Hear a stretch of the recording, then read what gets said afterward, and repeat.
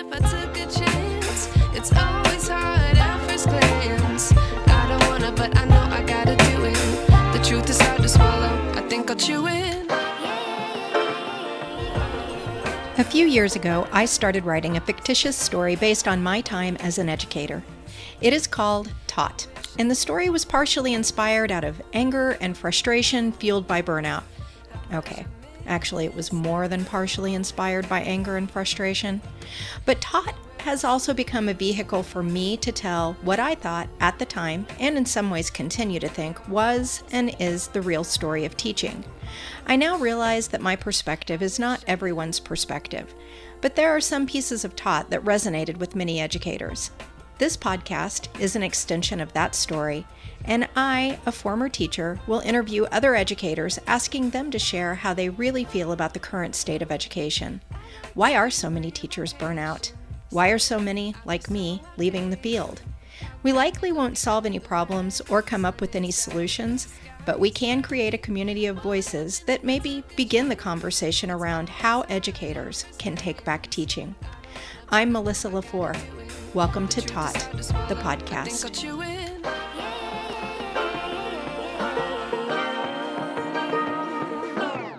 I like to be educated, but I'm so frustrated. Hey everybody! Today's guest is here to talk about what is becoming an increasingly bad word in education: math. And I know even when I say it, I have listeners out there that are cringing. Actually, my daughter's in the other room right now doing her math homework, and she's definitely cringing.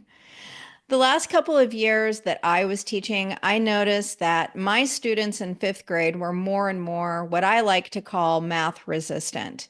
And despite being really a reading and writing teacher at heart, I found myself becoming a huge advocate for making math a bigger focus in the classroom.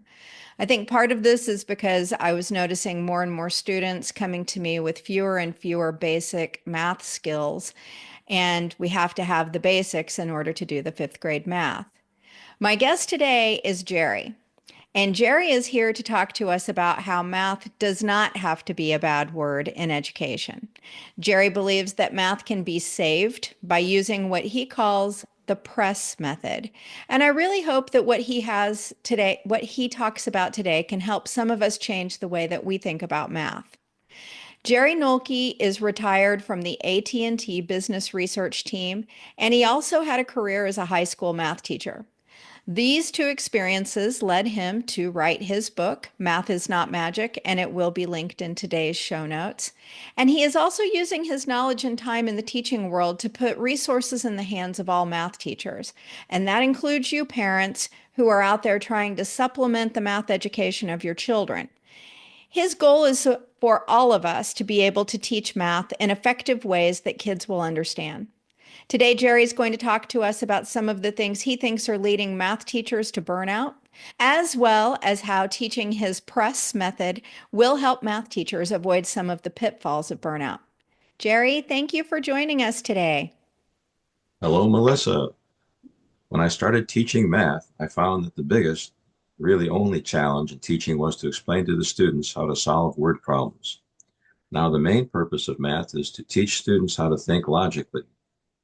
And word problems are the heart of explaining math logic. I did my research. I found most math teachers were no more successful than I. So I looked into it. Thankfully, I found that neuroscience had recently discovered the cause of students not being able to convert English into mathish.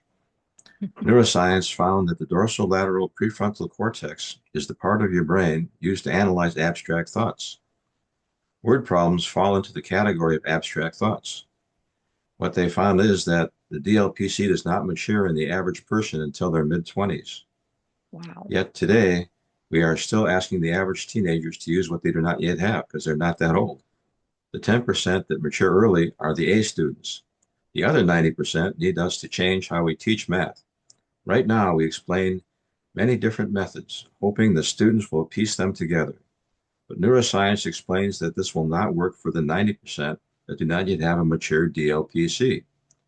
They need to have one consistent universal method given to them that they can focus on and learn so they will not be confused by multiple methods. I searched and found no one doing this, so I wrote the primer, Math is Not Magic. The primer explains one consistent universal method for solving word problems across all math subjects taught in high school. So as of right now, there's only one primer out there for anybody. Yeah. So that gives me an advantage if we can just get people to do it. If we put this primer into all math curriculum, we will be providing the 90% with what neuroscience has explained they need. If all teachers, students, and parents use one consistent universal method, then the 90% can focus on the steps they need to learn and follow. And they'll stop being confused by multiple methods due to their immature DLPC, dorsolateral prefrontal cortex. Yes, no matter who they ask for help, they will get consistent help and will move forward. Imagine a world filled with logical people. Now that will stop teachers from feeling burned out. Well, for sure. I definitely agree with you. Some sort of methodology behind the pedagogy would be very nice. I only taught math up to sixth grade, but even then, I know that oftentimes what I was doing looked much different than what the other sixth grade teacher was doing. We just had different teaching styles in general. But also, my sixth grade teaching partner, for 3 years, best teaching partner I ever had, but he was male. And he actually, and I don't want to say, this is not a gender thing, Well, you're but picking I on us. was I was creating like all of these, scenarios and all of these things, and he was doing his teaching style was just completely different. His scenarios were even different. And we ended up coming up with we had an intervention time that we created ourselves because we found that kids were lacking building blocks. But even those building blocks he taught differently than I did. I had a lot of words. I'm an English language arts teacher at heart, so I used a lot of words, and he did not. And you're He used female too, yeah. That's true.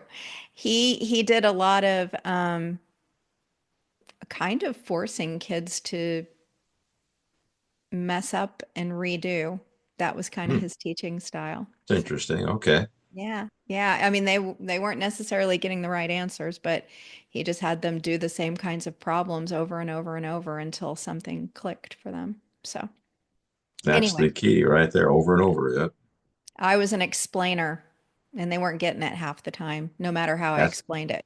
now you know why, because their DLPC was not mature yet. Yeah. Well, exactly how long were you in education? And can you tell us how that experience shaped your drive to write this book? Well, I retired from AT&T in business research at about 50 years old, and then I taught for 10 years. And as I got carried away and explained earlier, after several years, I looked into other teachers for answers and getting none. Neuroscience explained to me that they had recently discovered what we need. Finding no one was doing what neuroscience discovered was the best path to follow. I took the challenge and am looking to get everyone involved. This is my quest, not my guest, but my quest. My quest is my guest to help math teachers and teach logic to our students. Yeah, how long did it take you to write your book? Actually, once I found out that that book was needed according to neuroscience and that no one had one yet, I knew exactly what to do because I just used my method instead of someone else's. And like I have to explain here too is that everyone's method is great. There's no bad methods really, and my method's not superior to anyone else's. It's just that you have to be consistent, and people were not being consistent. They still aren't being consistent. So when you teach a kid six different ways to do something, they can't put it together and make one way out of it because they don't have that part of their brain yet that does that kind of operation. So we have to be consistent, like your old teacher friend there that just keeps beating it into them. And as long as they have just one way to look at it, they can finally pick it up eventually. Well, what's interesting is that we had some changes happen in education, and with the invention of the Common Core and kind of the putting that out there, I mean, like I said, I my love and passion is English language arts, and that's what I taught most of my career until I went into the elementary classroom, and then I had to teach all the subjects. And by the time I got there, Common Core had been in for a bit. And every curriculum that I used three different math curriculums. Every one of them taught that you had to teach more than one method to solve any sort of equation. And it was very interesting to hear your take on this, which is that potentially is creating barriers Yes, rather as a than matter of helping fact, kids. and it's not just me, that's all of neuroscience. They're the ones who discovered it. I'm just passing the word on from them because they're not passing it on very well themselves. But all of this science out there showed that, well, here you got a brain that you want to use, and the part you want to use isn't there yet. And so now the kids are developing this blank stare because they can't follow 10 different ways to look at something. And Yeah. so we're old enough, we think they should be able to because we can, but nope, there's a difference. Our brain actually, believe it or not, is more mature than a kid's brain. Well, I mean, I can just compare my own brain to like 10 years ago, and I know that changes happen. Every decade, all of us have different things happen within our brains. So that makes sense. Yeah. Well, this podcast is about burnout and it's kind of something interesting. I told my husband, I said, man, I've got to do my research on this because I'm quite certain that math teachers burn out much more quickly. And my husband said, why do you think that? He said, I'm going to bet that you find out that they're burning out at the same rate that everybody else is burned out. And he wasn't wrong, but I wasn't wrong either because there just isn't any research out there that I could find. Listeners, if somebody out there has come across content level teaching and who's burning out more quickly, please let me know. But I didn't find any big longitudinal studies for math teachers specifically. We have a math teacher shortage for sure. Yeah. But we did not have, there was nothing out there saying, oh, math teachers are burning out any more quickly than any other part of education. But A we do quick note on know, a quick note on your shortage there. From what I've discovered since I was in both the business world and the math world, is that I found a lot of people coming from schools that were very smart in teaching math, but they quit because they could get more income by going to the business world. well, So that's what math, I was going to say, Jerry, yeah, is and that math education can while attract the right people. while the burnout rate wasn't high, what's called attrition, the attrition rate for math teachers was pretty high, Yeah, that they just don't stick with it for very long. because they can make more money by doing less work. Teaching is a lot of work. You're right about that. Yes, it is. That's another burnout reason. Yep. So, do you have a burnout story for us? I had a student say to me one time, "Why should I learn math? Forget math. Just teach me something that'll help me make the most money." And that they did not understand that they need to learn logic, and that was my spirit killer right there. Because logic is probably once you're old enough, like we are now, we can see that logic is important. And since we've got that DLPC going for us, we can think of several different ways of doing the same thing. And that's where English has actually more fun than math for students because they can look at things from different ways and be more creative. Whereas math is not a matter of being creative, it's a matter of being correct. Yes. Yes, but there's also a similar bond with critical thinking skills, though, and Yeah. finding patterns and trying to get to your answer by knowing how to look at things critically. So and I don't know if this is true or not. I probably shouldn't say it on the podcast without doing the research, but I'm a grammarian. I really like grammar, which is the side of English that most people don't like. But man, So it I doesn't loved I so it doesn't loved mean that doesn't mean you're a grandma. Not yet. Not Oh, yet. I have a daughter getting married, so you never know, ooh, but yeah. right now I'm not. But when I love to diagram sentences, and somebody did a research study at some point, don't know who it was, it's really old, but they found that people who like to dissect sentences tend to be stronger mathematicians. And I think it really is just that same piece of finding patterns and I like to solve puzzles. All of that is kind of the same. It makes my brain work in the same way. Um, Yep. If so I I had a bet, motto, my motto would be the word patterns. That's what life's about for me. Yep. yeah, especially with you working with the word problems, Hmm. and then having to find the mathematical patterns in there. But I can see where it would be disheartening to have kids say to you, they see no purpose in being able to think logically. Yes, that's true. Did you want to talk about anything else? Oh, no, Okay. no. So, one of the things that drives burnout is the feeling of not having the resources we need to get the curriculum to the kiddos. How do you think your book's going to help with that? Well, according to neuroscience again, I'm going to continue to quote those guys because they're the power behind all this. They said kids have to learn one way to do it. And right now, there's only one book out there they can use as a primer. This is it. Math is not magic. So if everyone uses it, then we'll have everyone looking at the same way of doing something. And when their kids, before their matured brains hit, they need only one way because that's all they can understand is one way. So that's where the book is going to help a lot. And I can tell you little funny stories there too. Maybe we'll get to that later. But that primer will give the students what they're now lacking. They don't have one particular direction to concentrate on. They don't have that at all. What they have is people like you and me that are teachers that are older that want to do things our way because, well, human nature is to have an ego. You want things done your way. It's true. And kids don't have that yet because they haven't got that brain working like they want it to yet. So now when I try to reach teachers, almost every one of them says, I agree with you that that would probably work, but my way's better. And so I can't get a lot of followers yet. I've got to keep working on that. That's my main challenge right there.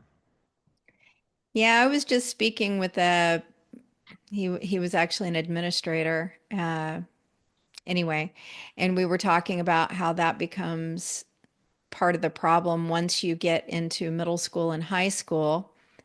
And I will own it. I thought that what I was teaching was should be the most important thing to my students. Of But course, every other teacher feels the same way once we get into content specific teaching. We're, unfortunately. yeah. And then it's hard to convince anyone that they need to do anything differently.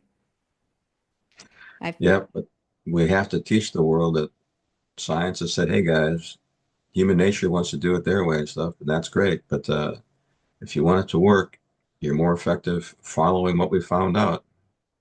And when the kids get older, they can switch over to their way. But until they get that, they can't switch to anything if you don't teach them anything at all. So instead of having the kids sit there with a blank stare, give them one way that'll work, and they can learn one way because when they look for help, if everyone's doing it, no matter who they talk to, they'll get the same answers, and it'll sink in, and they won't be confused by multiple ways of looking at something. So that's what we got to get through to everybody. well, to your point, I think that we're going to do a little, not a deep dive, just a little dip into some statistics here because the statistics are pretty scary. And this is not new. The scary statistics are not new. No, So, never. so just a quick research dip into national test scores in math. This first statistic comes from an article in NPR, and I will link the article in today's show notes. And Okay. it says, while the scores show a drop from the pre-pandemic years, the results also show that there are other factors at work. The decline is even more substantial when compared with scores of a decade ago. The average scores declined 7 points in reading, and these are on the national state assessments, 7 points in reading, and 14 points in math. So double the decline in math as there was in reading. And Yeah. this one is from the U.S. Department of Education. Says in 2022, the average fourth grade math score decreased by 5 points and was lower than all previous assessment years going back to 2005. The average score was 1 point higher compared to 2003. The average eighth grade mathematics score decreased by 8 points compared to 2019 and was lower than all previous assessment years going back to 2003. In 2022, fourth and eighth grade mathematics scores declined for most states/jurisdictions, as well as for most participating urban districts compared to 2019. These are some scary statistics. And I worked in 3 different school districts. And I looked at math scores for fifth and sixth grade students in every one of those districts, and they never got better, no matter what curriculum we used, no matter what we were doing. So, how do you think math teachers in particular are feeling about their content and the students' ability to understand it? There's a sideline to that I'm going to give you right now. My personal opinion is all it is, of course, because I'm the only one that counts here. It's your Is interview. that students today are different than students from 10, 20 years ago because right now they're not taught how to be responsible as much as they used to be taught. They're not taught to listen as well, and they're taught to be independent. And unfortunately, kids in independence usually means converts to laziness, and then they stop listening, and that's how we're having trouble reaching them. So we have to not only give them the right method, like my book will help, like my primer here, but we have to make them listen to it too. And so it's a double challenge, actually. It's not just a matter of giving them a tool. If they don't use it, it won't matter. Right. So the part I wrote myself for notes on this, I'm going to take a look at them right now. Go But for it. advancing from arithmetic's pluses and minuses to balancing algebra's equations is just a matter of moving the next level to finding the answers. That's from going to the lower grades, to the middle grades, to the upper grades. And that's basically from someone being younger to being a little bit older. Unfortunately, science has just found out that going from younger to a little bit older doesn't change that part of your brain until you get really older, like in your mid 20s. So we have to stop expecting middle schoolers and high schoolers to act different than grade schoolers. They actually aren't going to act any different, except for maybe that top 10%. They're the ones that had their brain mature a little bit earlier than the rest.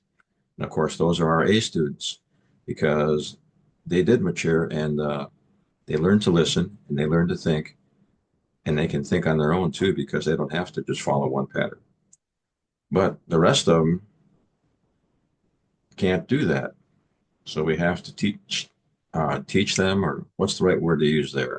We have to, I don't want to say force. um, we have to help them. There you go. Understand that their brain isn't mature yet. And by the time it is mature, they're out of school. So they have to teach themselves a little differently than the A students do, because the A students are lucky. They got the brain part coming to them early. The rest of them don't have it, so they have to focus more and they have to pay more attention to be more responsible. And so there's some key words there that I don't want to get into because that's probably too heavy discussion about responsibility. But because they're still immature, and as much as we want to believe they're going to mature because they're older, they just don't. Yeah. And that's why another big burnout question is that one too, because teachers keep thinking these kids are older now, they should be able to learn. Well, teachers have to learn that the kids can't yet. That's all there is to it. So we have to continue to teach them just like we did in grade school. You continue to reinforce the one method that works, just like math. You got pluses and minuses, and there's only one way to teach that. So they learned it. So there's proof right there that it does work. But they think they can change now that they're a little older, and they really shouldn't. They really have to get back to saying, okay, your brain's not there yet. So they shouldn't probably say that because that doesn't help the kid any.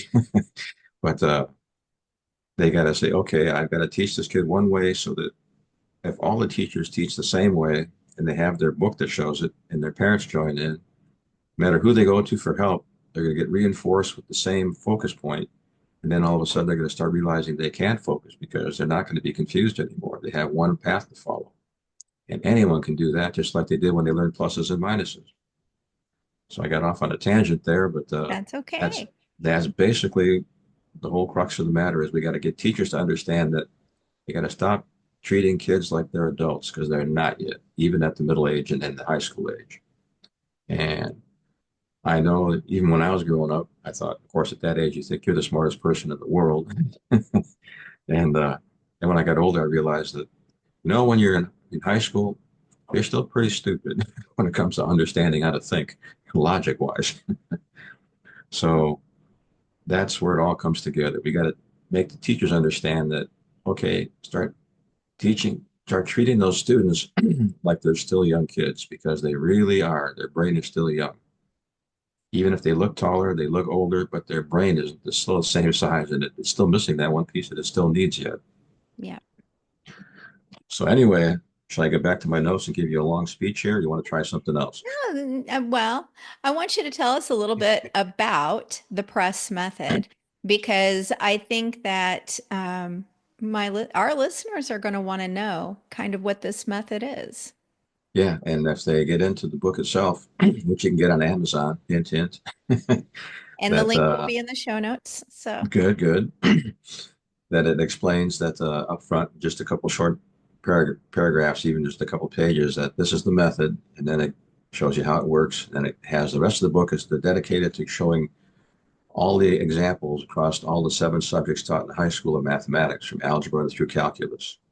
And they'll have exact examples to look at, see how it works. And like I explained, teachers and parents will both see that it makes sense because they're both over 25 years old. So now if they continue to, excuse me, if they continue to push this one idea, one way to look at it, the kids won't have to look at different ways and try to get confused or get confused. What they're going to do is they're going to look at one way and keep looking at it until it sinks in. And then they can use that one way until they're old enough that, hey, wait a minute, my brain says I could look at it from another point of view. And they can right. become as impressive as we are now, right? But anyway, like I was saying, what I was going to say here was that converting English word problems to math equations is not that easy. My primer will provide the tool, press, which will take away the mental block we now have in place. There's that in writing as opposed to my own thoughts at the time. In short, as Aristotle said, the mind thinks in pictures. This has not changed from the cave walls to the pyramids to now. And people have to understand that. Today, everyone thinks of books and they think of everything in terms of words. And the younger mind just doesn't do that yet. It still has to think in terms of pictures. So, thus the acronym PRESS. It starts with the letter P, which stands for picture. Teach the students that seeing a picture of what they are trying to solve will help them and their minds focus. The R in PRESS stands for record labels, taken from the word problem. The E stands for equation. Here is where the teacher provides the equation that students need to learn that fits the picture they drew. And the first S stands for substitute labels. The students learn where to put the picture labels into the equation. The last S stands for solve. And that's the end of that part. But at this point, the students have completed translating from English into Mathish. So now they've got this complex English paragraph they were looking at, and they've converted it to Mathis, which is just a bunch of numbers and equal signs and stuff. And now they can look at it in terms of math, how math looks at it. Now you're back to more or less arithmetic days, but they learned to balance the equations and all that. And that takes care of it. All of a sudden, you conquered that problem where the blank stare can go away, and you can say, okay, that complex English can now be put into a picture with numbers on it and labels for variables and whatnot. And that the mind can understand much easier than the words. So now if we can teach kids to do this, they will have something easier to look at and they can move forward again. And they're going to learn logic. And that's my quest, is to get them to all to learn logic. Right. When I explain the 5 steps, they're listening parents when I'm tutoring a kid, well, listening, and they'll say, why was it never this easy when I was in school? And I laugh and I explain that is because they are now past their mid-20s. Just that easy. They can pick it up, help their children with their homework. And after their children learn and practice one consistent universal method, they will feel the same and will not develop that blank stare their parents learned in school. And that's my goal, is to get past that. If they don't put up the blank stare, then they won't stop listening, and then they will learn logic. And I just can't wait till the world is a lot more logical place than it is now. I think we're all excited for that to happen. Yeah, we got to get there because there's 8 billion people, and if none of them use logic, we're going to have a lot of confusion out there. Well, as We'll you're get explaining the press method, it just hits me that this is how we start out teaching math. We call them manipulatives right, for exactly. children in kindergarten, first grade, sometimes up into second grade, where they have these tangible items. And then those tangible items we then turn into pictures in the curriculum. So they have this skill at the very beginning of their math careers, There you right? go. And Yes, then, but I know as a fifth and sixth grade teacher, we had very few pictures by the time we got into that math. and that's what we Um, have to teach the kids to take that English and turn it back into a picture. Yep. yep. Yep. Well, we did have the last curriculum that I used had a little I forget what they called it, but it was some little reproducible thing that they could make at the beginning of each unit. So they had to cut it out and, glue things together. And it was Hmm. a variety of different things, but it was always the same thing. It was to get them to memorize something. It Yep. wasn't necessarily a picture of or manipulative of the actual math that they were going to be doing. And I'm sure anybody listening who teaches above a third grade level is going to say, yes, well, the numbers get really big. The numbers start getting really large, and how are we supposed to create pictures and things like that with these very large numbers? What would you say to that? Well, if they look at it and they look at themselves, they will find out that the inside pieces on the math, the numbers themselves and the formulas and all the variables look somewhat complex, but when they look closely at it, they'll find out that an entire equation is just less than one line long. That's not very big. Yeah. So the kids can actually focus on that and they can see what to do that. And like the person just explained to themselves too, that younger kids look for simple ways to look at things. And that's what we have to do is keep it in a picture because a picture doesn't move. It's not complex. It doesn't grow. It doesn't shrink. It stays a picture. And Right. then they can focus on it. And that's what we have to keep doing, not just stopping in sixth and seventh grade, but actually going on all the way through high school like that. And then there's that top 10% that you're going to bore a little bit because they want to do it their way. And you say, okay, we'll let you do it both ways. But if you can't see that second way, don't get frustrated. Just learn this one way. And then later on, you'll be able to see a second way, and then you'll have your own way of doing it. This also reminds me, I used a, and I don't know who put it out, so I'm sorry. I'll put a link to this also in today's show notes. It's a resource for teachers, but it's called Yummy Math, and you Hmm. do have to pay for it. Have you heard of Yummy Math? I I know I've heard of it, but I never really paid attention to Well, it's it. scenarios. So they're like using your work, but I don't think they realize they're using your work. So for example, they will give a problem, a word problem, and it will say a grocery store had a display of 12-pack cases of soda, and they made, whatever, a Christmas tree out of 12 packs. So the problem of the day is to figure out how many cans of soda it actually took to make this display. And then they show a picture of the display and they show it from four different angles so you can start trying to puzzle it out on your own, but they Yeah, give you the picture. I had to laugh there because I remember seeing a joke more or less one time that explains that only in math can you talk about buying 12 avocados and 500 TV sets and coming up with an answer about something. That never happens in real life. Right. My daughter just said that. I think hers was cantaloupes. She's like, who would buy 300 cantaloupes, Mom? Like, well, somebody who likes cantaloupe, I guess, Yeah. or has a catering business. But I think that's the other thing too. We do have to, when kids ask those questions, they're kind of asking for the logic, aren't they? Exactly. That's the whole heart of mathematics is teaching logic, and the whole heart of teaching to get to math, to get to the logic is using word problems. That's the main tool for teaching logic. So that's my focus all the time.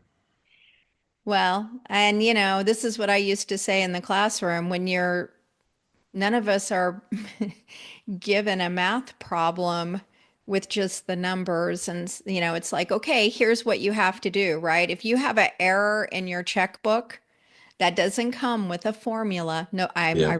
I'm dating myself here, Jerry. Nobody's balancing their checkbooks anymore. There you But you go. know what I mean. How about this? If you have an error on your credit card bill, that's probably more relevant in today's society. But you Yeah. have to know how to get to the answer. They're not sending you the formula to figure it out. And that's very true. That today's kids don't see stuff like we used to see it because everything today is on your telephone and pretty much they're always looking at one little screen and it's always constantly changing and most of it's words and they're just not ready for that yet. Yeah. So, what's your hope for the future of mathematics in the US school system? To make math understandable and the human race more intelligent. And that's where we have to focus on something as simple as this. We have to take math and say that it's not complex. You just take those complex words that we can't see and turn them into a picture that we can see. And there you go. Math isn't complex. And stop worrying about it being hard like your parents did. And when you grow up, you'll laugh at your parents for not seeing what you learned. I think there's some truth to that. So I know I actually I'm a little bit of a mind reader, and I already know that you're going to answer this question by saying buy your book. So other than buying your book, what is your advice to parents and math teachers right now? How can they begin to turn this train around? Well, parents, you got to talk to those math teachers and convince them to buy the book too. And again, the main point is kids are only available right now to learn one way of doing something. So focus on that one way. And if you get the book for your kids outside the classroom until they make it part of their curriculum, um, you'll understand it real quick as a parent because you got that ability now. So you'll be able to use that book as well as just as well as a teacher could. And you can help your kids learn because you're going to teach them one method and they're going to see it in black and white in their own book. And they're going to see the pictures in it. They're going to see all the examples and all the great examples covering all the subjects in math. And so parents, don't give up. Help those kids out till the school comes around and joins you. And you guys be the first ones to do it. As a matter of fact, the first 3,000 copies of my book that I sold were to homeschoolers. So that's exactly where it is. The parents are helping out and they like it. They love it a lot because now they have a tool they can use and instead of being confused. Because when they look back, what they learned from math was to stare blankly. And you can't teach that to a kid, or you can actually, but don't. And so I think maybe we have to keep hitting the parents first. And then of course, whatchamacallit got in the way, our disease of the century here, which I can't think of the name of it right now. What was it happening about 10 years, 5, 10 years ago? We all had the case of COVID. Is that it? Yeah. And I don't worry about that kind of stuff. I guess I have a healthy body. I never caught it. But if we can get past those COVID years where school is really confused now, half the kids want to stay home, half of them want to go to school, and no one wants to learn. They want it to just be poured in their heads. And now they got to learn that it doesn't just get poured in. You got to think, you got to use your brain. Yeah, I agree. I agree. So I think we've covered a lot here today. I would say, I think one of the things that people tend to forget is that for people like you who are trying to look at education from a different perspective and put content out there for people to try, we also need to kind of make a living as well. Yeah. So just by purchasing your book, because you've explained press to us, But the book is also going to give those examples and kind of walk people through the method several times over because we'll all be learning that method Yeah. as well. And it But gives a lot of detail too. they're also supporting what you're doing by buying your book, by saying, That's true. hey, there are different ways that we can go about things, better ways. So I just want to put a plug out there to anyone that's listening, I that appreciate at it. least go check out Jerry's book. If it's not for you, if you already feel like you're great at math or you're a great math teacher, maybe you can just pass this resource on to somebody who needs a little more help. But Yeah. certainly over and over in this podcast, I hear two things from educators and burnout experts, and it is we need to scale back. We need to simplify. Yep. So, this is a way that we can do that. And everybody believes there needs to be some change. So, a change that we can make and a simple change to simplify things would be at least giving this a shot. So, anybody who's listening, maybe check it out and see if you can make it work for you or your building. You made the Jerry? point perfectly there about saying that we have to simplify it because people keep thinking that kids get a little older, they can think like an adult, and they just can't yet. So we got to remember to tell people to remember that. We got to change the school to remember that too, so that they can continue to do what successfully they did in the earlier grades, keep it going all the way through high school. Yep. And Make it accessible. like I like to say, let's catch up to Star Trek someday. We showed that people start thinking intelligently and logically, we can be out in space, we can control the whole universe. We're not going to get there if we don't start now. No, and something has to change, right? I mean, we can't plop kids in front of computers and expect them to learn because that's not how the brain works either. We need That's exactly. interaction, we need questioning, we need inquiry, and we need critical thinking skills. And But you made a perfect point there too about the computer. You can't just set a kid in front of it and say, okay, let the computer pour this into you because the computer can't do that. right, For math, English, education, anything to work intelligently, you got to have a two-way conversation, not a one-way conversation. that's right. That's right. Jerry, I just want to say thank you so much for coming on the podcast. Is there anything else you'd like to say before we go? Get involved. Please contact me. Help me get the schools going. Let's get the world moving and let's make everyone more logical. Or as they can say in my motto, press on. Sounds good to me. You can find all of Jerry's information in today's show notes. Thank you very much. I wish I knew, wish I knew.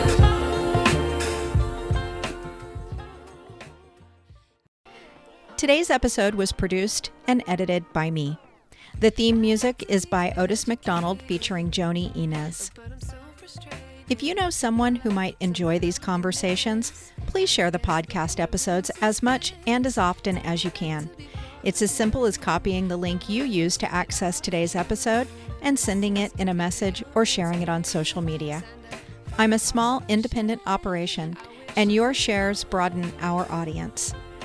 Perhaps you or someone you know will be inspired to talk about teacher burnout. If you would like to get your voice on my podcast, contact me via the link on my webpage, taught.buzzsprout.com. Coach, speaker, and author Rashid Ogunlaru said, "It may take many voices for people to hear the same message." Join me in being one of the many voices rising up to get the message out around educator burnout. This is Melissa LaFour.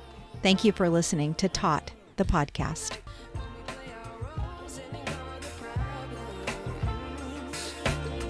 I wish I knew.